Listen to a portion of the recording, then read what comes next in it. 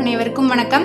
இன்னைக்கு வந்து பன்னீர் டிக்கா எப்படி செய்கிறது அப்படிங்கிறத பார்க்கலாம். அதுக்கு தேவையான பொருட்கள் பார்த்தீங்கன்னா பன்னீர், பெரிய வெங்காயம், குடைமிளகாய், தக்காளி, தயிர், கடலை மாவு, கார்ன்ஃப்ளவர், இஞ்சி பூண்டு பேஸ்ட், உப்பு, கரம் மசாலா, மிளகாய் தூள், மஞ்சள் தூள், சாட் மசாலா, அப்புறமா வந்துட்டு லெமன் ஜூஸ்.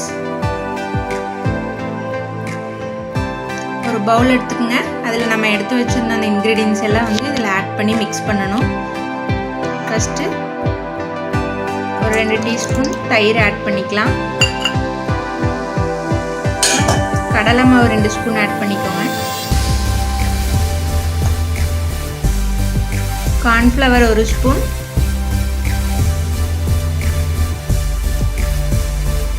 அப்புறம் சில்லி பவுடர் 1 ஸ்பூன். உங்களுக்கு காரம் அதிகமாக வேணா நான் கொஞ்சம் சேர்த்துக்கலாம். அப்புறம் மஞ்சள் தூள் 1/2 teaspoon, garam masala, chat masala 1/2 spoon சேர்த்துக்குங்க. அப்புறம் உப்பு தேவைக்கேற்ப சேர்த்துக்குங்க. அப்புறம் இஞ்சி பூண்டு பேஸ்ட் கொஞ்சம் சேர்த்துக்கலாம்.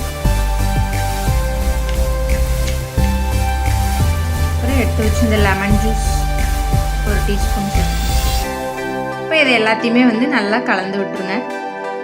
பாருங்கள், இது வந்து இந்த மாதிரி நல்லா மிக்ஸ் பண்ணிவிட்டு இப்போ இதில் வந்து கட் பண்ணி வச்சுருக்கிற பன்னீர், வெங்காயம், அப்புறம் குடைமிளகாய், தக்காளி எல்லாத்தையும் சேர்த்துக்கலாம். ஃபஸ்ட்டு வெங்காயத்தை ஆட் பண்ணியிருக்கேன். அதுக்கப்புறம் குடைமிளகாயை ஆட் பண்ணிக்கோங்க. நெக்ஸ்ட்டு தக்காளி ஆட் பண்ணிக்கலாம். அப்புறம் பன்னீர் ஆட் பண்ணிக்கோங்க. இப்போ இது எல்லாமே நல்லா வந்து மிக்ஸ் பண்ணிக்கோங்க. அந்த கலவையோடு நல்லா வந்து சேர்த்து கலந்துக்கோங்க. பாருங்கள், இது நல்லா கலந்தாச்சு. இப்போ இது ஒரு 20 மினிட்ஸ் அப்படியே வந்து இது ஊறட்டும். அப்படியே வந்து வச்சுருங்க.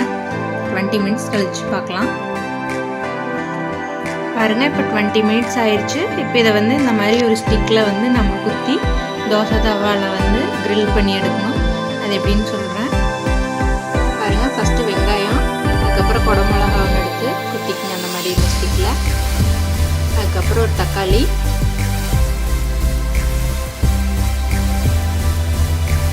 அப்புறம் பன்னீர் ஒன்று,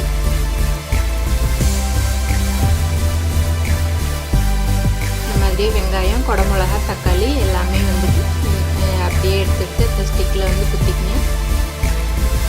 இந்த மாதிரி வந்து இந்த ஸ்டிக்கில் வந்து இந்த பன்னீர், இந்த தக்காளி எல்லாம் வந்துட்டு இப்போ குத்தியாச்சு. இதே மாதிரி எல்லாத்தையும் நம்ம ஒரு ஸ்டிக்கில் குத்திக்கலாம். இந்த மாதிரியே வந்து எல்லா ஸ்டிக்லேயும் நம்ம வந்து குத்திட்டோம். இப்போ இதை வந்து தோசை தவாவில் வச்சு நம்ம இதை வந்து டோஸ்ட் பண்ணி எடுக்க போகிறோம்.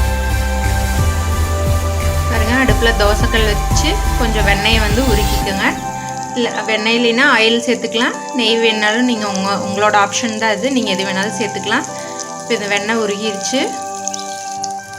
இப்போ நம்ம ரெடி பண்ணி வச்சுருந்த இதை வந்து இது கூட சேர்த்துக்கிறோம். பாருங்க, ரெடி பண்ணி வச்சுருந்த அந்த ஸ்டிக்கை வந்து நம்ம வந்து தவாவில் வச்சு நல்லா கிரில் பண்ணிக்கணும். அதில் அடுப்பை லோ ஃப்ளேம்லேயே வச்சுக்கோங்க. லைட்டாக இதுக்கு மேலே ஆயில் இல்லைன்னா வந்து கொஞ்சம் நெய் விட்டுக்கலாம். நான் வந்து கொஞ்சம் பட்டரே ஆட் பண்ணிட்டேன். இது லோ ஃப்ளேமில் அப்படியே வந்து ஒரு 1 சைடு வந்து 5 மினிட்ஸ் குக் ஆகட்டும். பாருங்கள், 5 மினிட்ஸ் ஆயிடுச்சு. இப்போ வந்து நெக்ஸ்ட் சைடு வந்து திருப்பிக்கலாம். பாருங்கள், ஒரு சைடு வந்து கொஞ்சம் நல்லா பாயில் ஆகிருக்கு.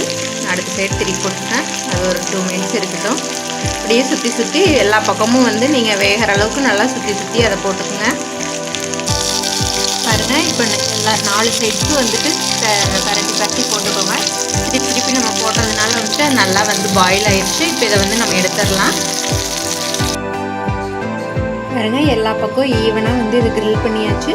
இப்போ இதை வந்து நம்ம டொமேட்டோ கெச்சப் வச்சு சர்வ் பண்ணிக்கலாம். ரொம்ப டேஸ்ட்டாக இருக்கும். பன்னீர் வந்து ரொம்ப பொரிச்சிருக்கிறதுனால நல்லாவே டேஸ்ட் கிடைக்கும். குழந்தைங்களுக்கு வந்து இதை செஞ்சு கொடுத்து பாருங்கள். கடையில் இருந்து அதிகமாக வாங்கி கொடுக்காதீங்க. இது அவங்களுக்கு ரொம்ப பிடிக்கும். எங்கள் வீடியோ பிடிச்சிருந்தால் லைக் அண்ட் சப்ஸ்கிரைப் பண்ணுங்கள். மறக்காமல் வந்து பெல் பட்டன் ப்ரெஸ் பண்ணுங்கள். அப்போ தான் நாங்கள் அப்லோட் பண்ணுற வீடியோஸ் உடனுக்குடன் உங்களுக்கு வந்து கிடைக்கும். நன்றி.